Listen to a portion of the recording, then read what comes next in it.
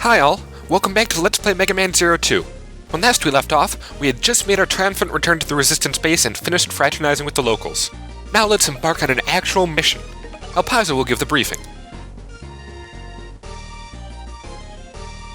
We can choose from any one of the 4 missions he currently has available for us, but we'll just go with the first one, rescue the Reploids from High Lake Orobuckle, simply because it's the most convenient plot-wise. As for the other 3, I really don't care what order we do them in. Incidentally, the original Japanese name for Forest of Dices directly translates to West Forest. Those Neo-Arcadians do not have the most active imaginations.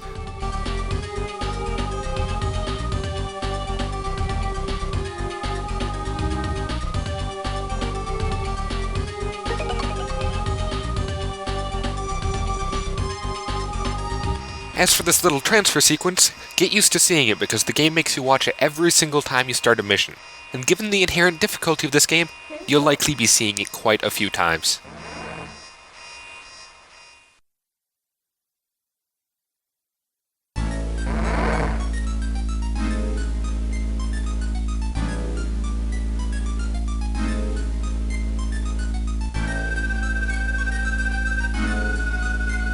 Well, that explains a bit more about the mission.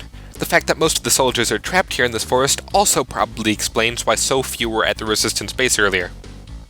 Now, don't worry that this is going to devolve into some kind of escort mission like the desert stage in the last game. Oh no, Intricreates wisened up and gave us a portable transserver that we can just send them home with. Nice job. Now, you've probably noticed by now that there's something a bit off with this forest, because parts of the plants are glowing and the trees seem to be robotic. Well, that's because it's all biomechanical. Long story short, a giant space colony crash, depicted in Megaman X5, caused all natural life to go extinct. Admittedly, giant explosions are pretty bad for the environment, and us humans, being nostalgic creatures, of course, replicated all of that wonderful nature, including the cute woodland creatures, like explosive hornets. These guys do not belong in the woods though. They're Pantheon hammers, and like the regular Pantheon hunters depicted in the intro stage, they are Neo-Arcadian soldiers. They're also pretty obvious tutorials for our chain rod, because we can use it to easily disarm them. Those shields are quite annoying. We can just jump behind them, but some of them are placed rather annoyingly like that, and it's much easier to just, pull the shield off. They should also probably be named Pantheon maces. I'm not entirely sure why they're called hammers. You might be noticing I'm playing them a bit more than I necessarily have to. Well, that's because, as you might recall, we have a new subsection in our menu titled Forms. What that is basically in each and every one of our missions, there's a hidden counter for our, well, actually quite a few different values, and one of them is number of objects pulled with the chain rod during the stage. If you beat a certain number, in this case 30, you'll unlock a special form at the end of the stage. Now, I won't spoil the surprise for you, but we have to grind it out a bit if we want to make sure we hit that. One more ought to do it. We're now exiting the forest proper and going into what appear to be ruins, but not any ruins I know. And because the Zero series takes place like hundreds of years in the future, it's kind of questionable as to what kind of ruins there'd be. Pretty sure whatever they are, they would not incorporate large glowing eye blocks. Anyway, we just got a Z-Saber skill up, which allows us to do a double slash, which we'll now be using to great effect against this guy. His name is Pinophiel, and as you can see, he's not all that tough. He's just, I guess, a giant guard robot in this ancient ruin, and he shoots out bubbles at us. He's really no big threat except for the spikes in his lower jaw, which will kill us instantly. There's also this nice hidden area behind his eyeball. The cyber elf he just gave us, named Putik, is one of 3 large elves that take a bunch of E-crystals to level up. It'll give us complete immunity to spikes should we use it, and that's why CL felt it was warranted to tell us about him. More chain rod shenanigans. This is why it's one of the first stages available. It's pretty obvious the devs wanted you to play this one first. It's very fun pulling those Pantheons into the spike pits as well. See, isn't it convenient they just teleport out all by their lonesome? If only we could do that. Instead of fighting the bosses. Oh well. Now this one's pretty well hidden. If you come down here and go over there, what we just picked up is a sub-tank. They were in the first game, however you had to use one of 4 extremely expensive cyber elves to get them, and that would permanently penalize your mission scores. So that was no good. Thankfully, this one's a bit more lenient with you. Like in the X series, you can fill them up by collecting health while your health bar is full. Like so, that little blip you heard was the sub-tank, filling up. It's very convenient and you can use it at any time to refill your lost health. This guy is really evil because if you move just a bit too far, you'll go through the boss gates and be unable to come back. And if you don't rescue all of them, you will not get a perfect mission score.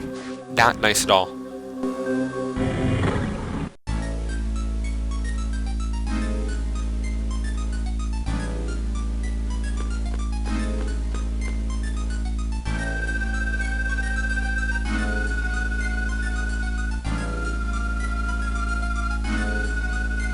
This handsome devil is High Leg Ourobuckle, and the snake we're currently standing on is named Eltaloid. High Leg's name comes from both the words Hydra and Ouroboros, which makes sense seeing as they're both famous mythical snakes of yore. His attack pattern is rather serpentine. He stretches his limbs out to ridiculous proportions to claw you, and will also attempt to constrict you with his arms. Eltaloid's constantly undulating during this, which makes dodging his attacks a right pain in the ass. After attacking a few times, Eltaloid will automatically go all diagonal, in which case, if you have an A or S rank, we'll use its EX skill, Joint Laser.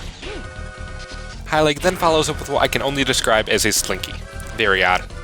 Eltaloid will then finish up by trying to hit you with electricity, which does not work out too well for him, seeing as his master is already quite dead. Very, very weak to the combo slashes. Of note is that any time you kill a Reploid with a bladed weapon, read anything but the Z-Buster, they'll be bisected, which we'll be going out of our way to do because it's fun to see enemies' insides. Once again, mission ranking here requires you to have saved all the Resistance soldiers. Now, unlike the last game, because we beat him with an A or S rank, we actually get a reward. We get his EX skill, which is basically the laser shot he just used. We'll be showing that off later.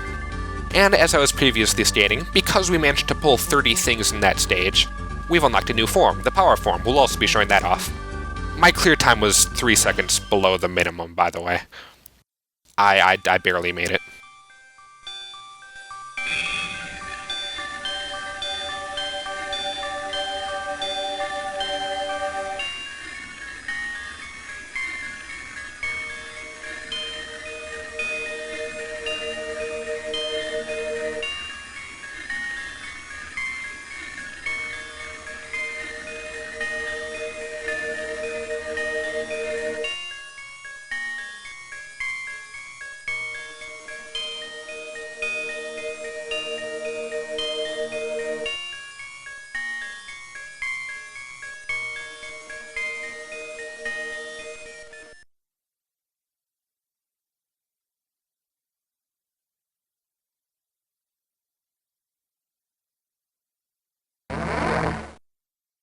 As a reminder to those who haven't seen the last game, X has been rendered into a nearly useless Cyber Elf form from which he can only observe the events happening in the game.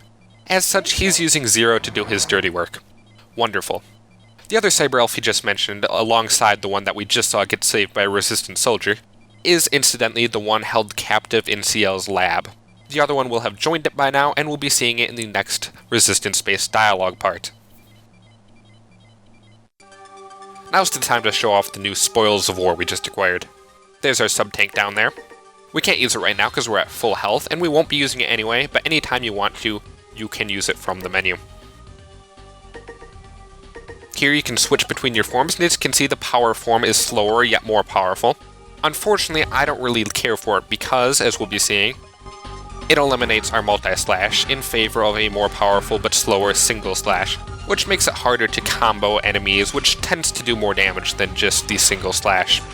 We also can't use his EX skill just yet, because we do not have the level 3 charge shot for the Buster. That'll have to wait for later. Incidentally, that's going to be the end for this part. I'll see you next time. Thanks for watching.